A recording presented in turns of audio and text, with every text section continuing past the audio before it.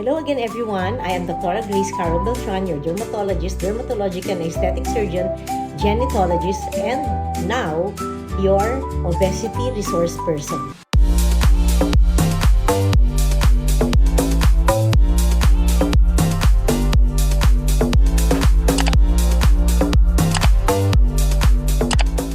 So kapag nagpapaganda tayo, hindi lamang kutis ang ating pinapaganda, kundi ang ating overall general health at kasama na dyan yung pagtaba po natin.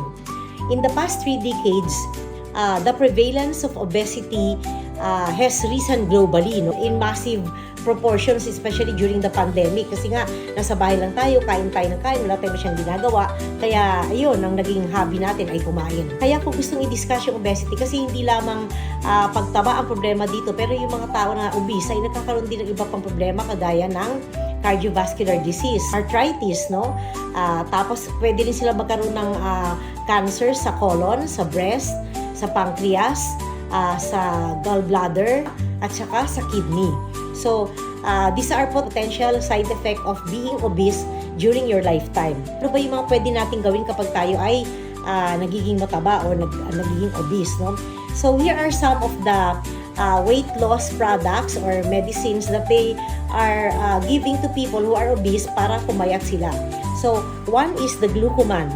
It is a water-soluble dietary fiber that comes from a plant. Ang effect ng glucoman sa atin ay ini-slow down niya yung gastric emptying, yung pagdumi, no? Ini-slow down niya. So, nagpo-form siya ng viscous gel of large volume sa ating tiyan para yung feeling natin ay lagi tayong busog, no? Kasi kaya pag busog tayo, ang feeling natin pag busog tayo, hindi tayo kumakain at hindi tayo nagki-crave for food. So, that is one of the effect of glucoman o yung tinatawag natin na water-soluble dietary fiber. Isa pang binibigay usually yung mga endocrinologists natin, no? Yung tinatawag na human chorionic gonadotrophin hormone, which is an injectable. Ang HCG or human chorionic gonadotrophin ay actually nagkakaroon ang isang babae nito to support fetal development and to maintain progesterone hormones. Keep up sila pag-support sa baby na nandoon sa sinapupunan nila. It also regulates reproductive function and enhances fertility by promoting spermatogenesis. It helps mobilize fat stores while decreasing hunger pangs. Yun ang effect niya kung bakit siya ginagamit for weight loss. Kaya lang, ang scientific evidence is not yet enough to really claim na talagang maganda siya for weight loss. So, more studies are needed to support the human chorionic gonadotrophin for weight loss or obesity. And another one is the phentermine. This is used to speed up weight loss but should be used together with diet and exercise, especially in those with people with hypertension, high cholesterol and triglycerides, and also those with diabetes. No? Stimulates the brain and the nerves to stop your craving for food, and your brain could also feel that you are full, no? Ayun ang effect ng phentermine. Kaya hindi ito pwedeng ibigay sa mga hindi lang siya pwedeng ibigay sa mga may heart disease, doon sa matataas ang blood pressure, kung may mga ibang pangsakit kagaya ng glaucoma, overactive thyroid, tapos severe heart problems, uncontrolled blood pressure, advanced coronary heart disease, and those who are extremely agitated, yung laging nervous, laging nagpapanik, and also in those with history of drug abuse, hindi niya siya pwedeng ibigay.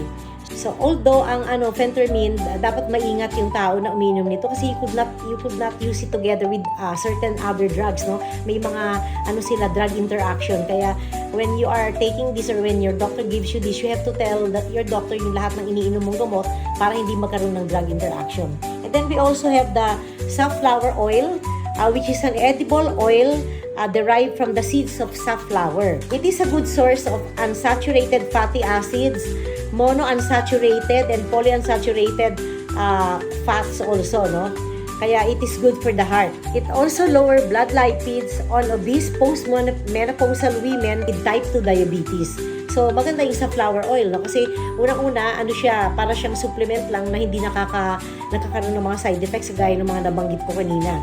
Yung human chorionic gonadotrophin ay may side effects din. Like for example, depression, extreme tiredness, also cold fatigue, swelling, cold edema that is caused by too much fluid trapped in the body's tissues, and then enhanced or enlarged breasts in men, also called gynecomastia, headache, and trouble getting sleep or rest. Ngayon nga pala, I would like to mention na available na dito yung imported capsule from Europe, no? That combats the devastating effects of diabetes, normalizes glucose and cholesterol and uric acid. It is made up of 3 elements: amino acid, vitamins, lettuce extract, cranberry extract also. So, maganda ito kasi wala siyang side effect pero nakaka-correct pa ng metabolic syndrome mo, and at the same time your polycystic ovarian syndrome. May studies po to, kaya maganda.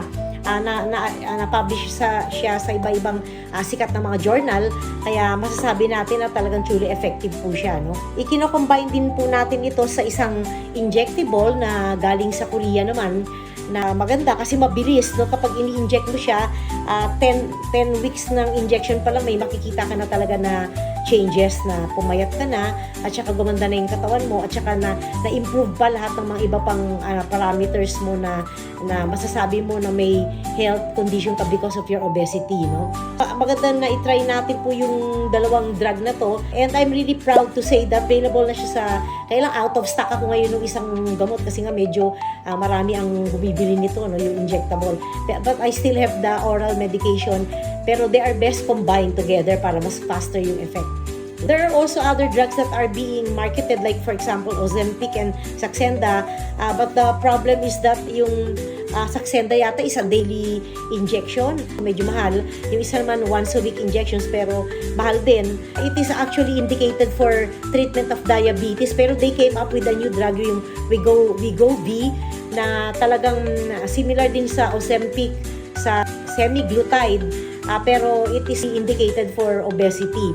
Ang kagandahan dun sa aking injectable na galing sa Korea, it is similar to Wegovy kasi it uses the appetite by mimicking the action of a natural hormone called glucagon like peptide or GLP-1.